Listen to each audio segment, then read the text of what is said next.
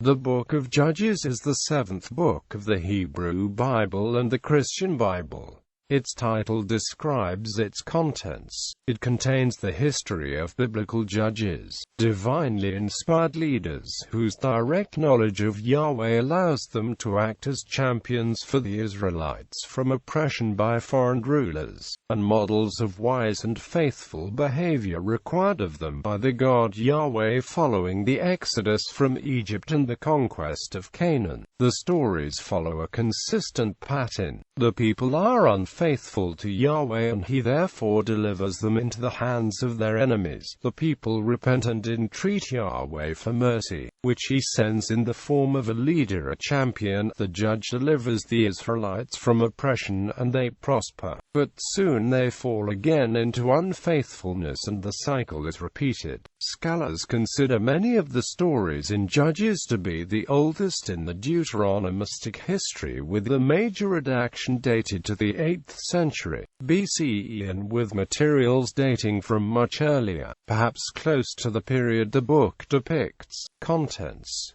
Judges can be divided into three major sections: a double prologue, a main body, and a double epilogue. Prologue. The book opens with the Israelites in the land which God has promised to them, but worshipping foreign gods instead of Yahweh, the God of Israel, and with the Canaanites still present everywhere. Chapters 1-1-2-5 thus a confession of failure, while chapters 2-6-3-6 are a major summary and reflection from the Deuteronomists. The opening thus sets out the pattern which the stories in the main text will follow. Israel does evil in the eyes of Yahweh. The people are given into the hands of their enemies and cry out to Yahweh.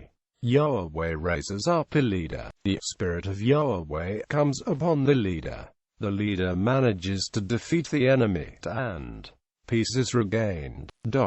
Once peace was regained, for a time Israel does right and receives Yahweh's blessings, only to later relapse into doing evil and repeating the pattern set forth above. Main text. Next comes the main text. 6 accounts, each concerning a major judge and the struggles against the oppressive kings of surrounding nations, plus the story of Abimelech, an Israelite who oppresses his own people. The cyclic pattern set out in the prologue is readily apparent at the beginning, but as the stories progress it begins to disintegrate, mirroring the disintegration of the world of the Israelites. The stories are not presented in chronological order, but the judges as they appear in the text are: Othniel versus Shushan-Rishathaim, king of Aram. Israel has 40 years peace until the death of Othniel. Ehud versus Eglon of Moab. Deborah the prophetess and Barak the army leader versus Jabin of Hazor and Sisera, his captain. Gideon versus Midian, Amalek, and the children of the east. Abimelech versus all the Israelites who oppose him. Jephthah versus the Ammonites. Samson versus the Philistines. There are also brief glosses on 6 minor judges: Shamgar, Tola and Jair, Ibzan, Elon, and Abdon. Some scholars have inferred that the minor judges were actual adjudicators, whereas the major judges were leaders and didn't actually make legal judgments. The only time a major judge is said to have made legal judgments was Deborah. Epilogue. By the end of Judges, the Israelites are in a worse condition than they were at the beginning, with Yahweh's treasures used to make idolatrous images, the Levites corrupted, the tribe of Dan conquering a remote village instead of the Canaanite cities, and the tribes of Israel making war on the tribe of Benjamin, their own brothers. The book concludes with 2 appendices, stories which do not feature a specific judge. Micah's idol, how the tribe of Dan conquers its territory in the north. Battle of Gibeah, a war between Benjamin and the other tribes. Despite their appearance at the end of the book, certain characters and idioms present in the epilogue show that the events therein must have taken place early in the period of the Judges. Chronology. Judges contains a chronology of its events. It is overtly schematic, and shows signs of having been introduced at a later period. Composition. Sources. The basic source for Judges was a collection of loosely connected stories about tribal heroes who saved the people in battle. This original book of saviors, made up of the stories of Ephod, Jael and parts of Gideon, had already been enlarged and transformed into Wars of Yahweh, before being given the final Deuteronomistic revision. In the 20th century, the first part of the prologue and the two parts of the epilogue were commonly seen as miscellaneous collections of fragments, tacked onto the main text, and the second part of the prologue as an introduction composed expressly for the book. This view has been challenged in the latter decades of the century, and there is an increasing willingness to see Judges as the work of a single individual, working by carefully selecting, reworking and positioning his source material to introduce and conclude his themes. A statement repeated throughout the book: "In those days there was no king in Israel, every man did that which was right in his own eyes," implies a monarchist redaction. The epilogue, in which Judah is assigned a leadership role twice, implies pro-Judah political leanings on the part of the author. The Deuteronomistic history. Since the second half of the 20th century, most scholars have agreed with Martin Noth's thesis that the books of Deuteronomy, Joshua, Judges, Samuel and Kings form parts of a single work. Noth maintained that the history was written in the early exilic period in order to demonstrate how Israel's history was worked out in accordance with the theology expressed in the book of Deuteronomy. Noth believed that this history was the work of a single author, living in the mid-6th century BCE, selecting, editing and composing from his sources to produce a coherent work. Frank Moorcross later proposed that an early version of the history was composed in Jerusalem in Josiah's time. This first version, DTR1, was then revised and expanded to create a second edition, that identified by Noth and which cross-labeled DTR2. Scholars agree that the Deuteronomist's hand can be seen in Judges through the book's cyclical nature. The Israelites fall into idolatry. God punishes them for the sins with oppression by foreign peoples. The Israelites cry out to God for help, and God sends a judge to deliver them from the foreign oppression. After a brief period of peace, the cycle repeats. Scholars also suggest that the Deuteronomists also included the humorous and sometimes disparaging commentary found in the book, such as the story of the tribe of Ephraim who could not pronounce the word shibboleth correctly. However, linguistic analysis, the negative portrayal of the northern tribes, and the lack of emphasis on prophecy, worship, or a centralized cult all suggest that the main redaction of Judges was done before the Deuteronomistic period.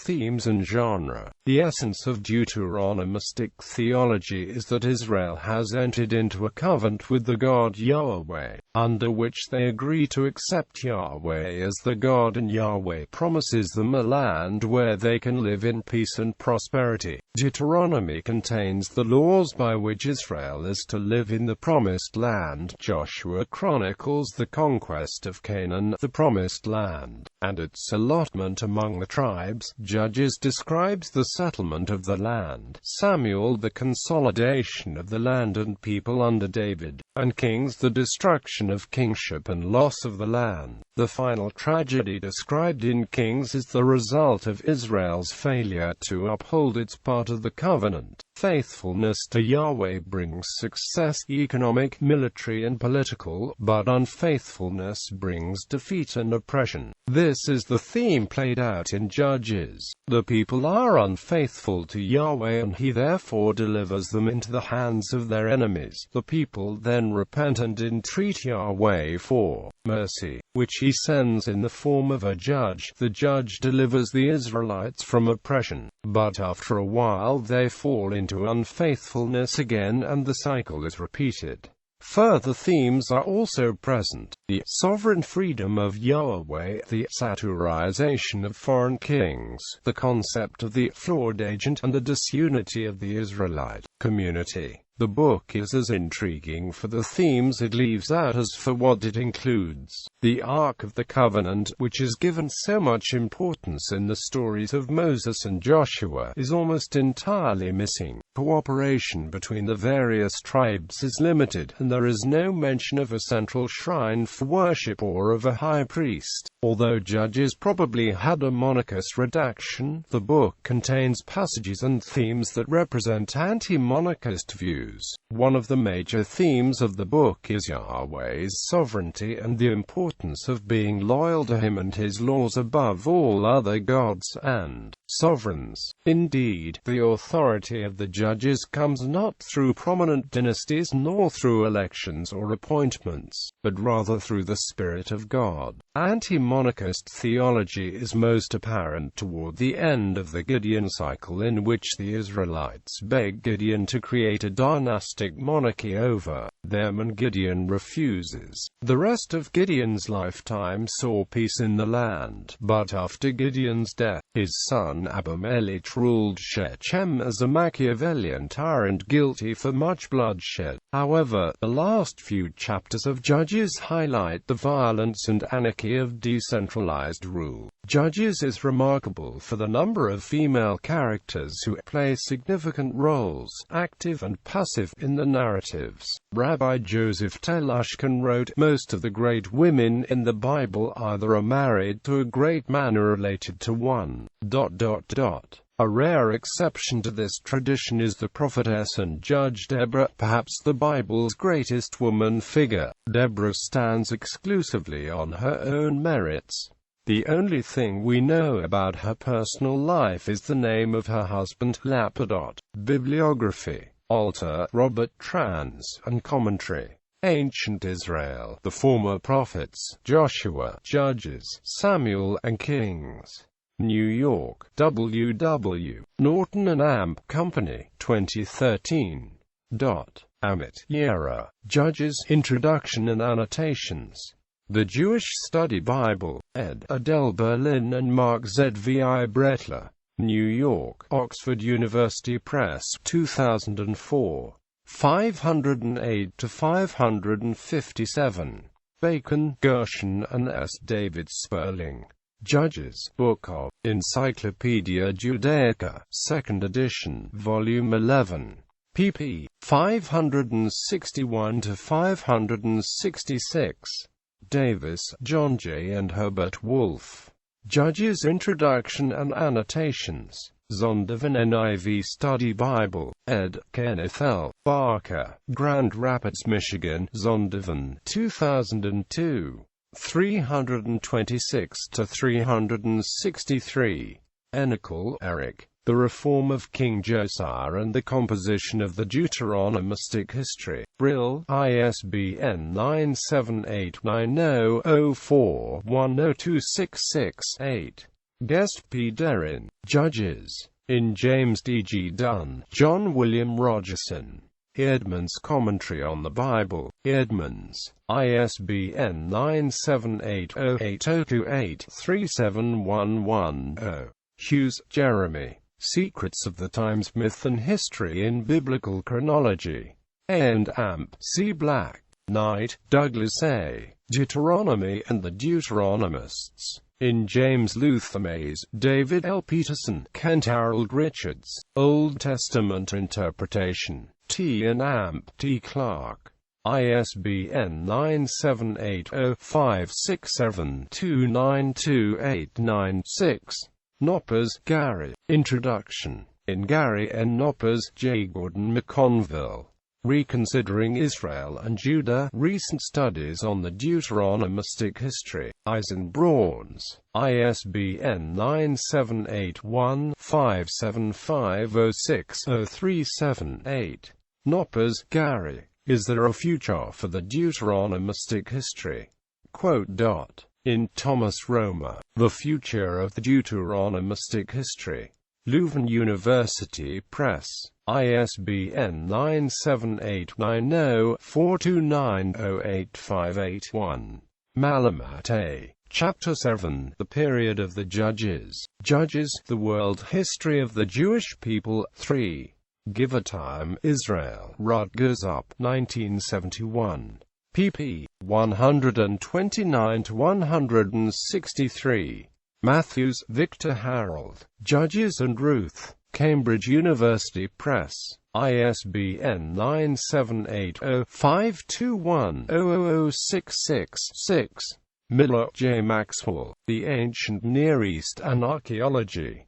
In James Luther Mays, David L. Peterson, Kent Harold Richards. Old Testament Interpretation. T. and Amp. T. Clark. ISBN 978-0567-29289-6. Moore, Megan Bishop, Cal. Brad E. Biblical History and Israel's Past. Edmonds. Nidage, Susan. Judges, A Commentary. Westminster John Knox Press. ISBN 978-0664-22096-9. Purdue, Leo G. Preface, The Hebrew Bible in Current Research. In Leo G. Purdue, The Blackwell Companion to the Hebrew Bible, Blackwell, ISBN 978-0631-21071-9. Dupuy, Albert. Romer, Thomas. Deuteronomistic Historiography, History of Research and Related Issues. In Albert Dupuy, Thomas. Romer, Jean Daniel Mackey. Israel Constructs Its History, Deuteronomistic Historiography in Recent Research. Sheffield Academic Press. ISBN 978-184127-099-9. Sogan, Alberto. Judges. Westminster John Knox Press. ISBN 978-0664-22321-2. Spikeman, Herman. The Deuteronomistic History. In Leo G. Purdue, The Blackwell Companion to the Hebrew Bible, Blackwell, ISBN 978-0631-21071-9. Telushkin, Joseph. Biblical Literacy, The Most Important People, Events, and Ideas of the Hebrew Bible. New York, William Morrow and Company, 1997. Van Setters, John. In Search of History, Historiography in the Ancient World and the Origins of Biblical History. Eisenbrauns. ISBN 9781575060132. Walton, John H. The Deuteronomistic History. In Andrew E. Hill, John H. Walton. A Survey of the Old Testament. Zondervan. ISBN 978-0310-22903-2.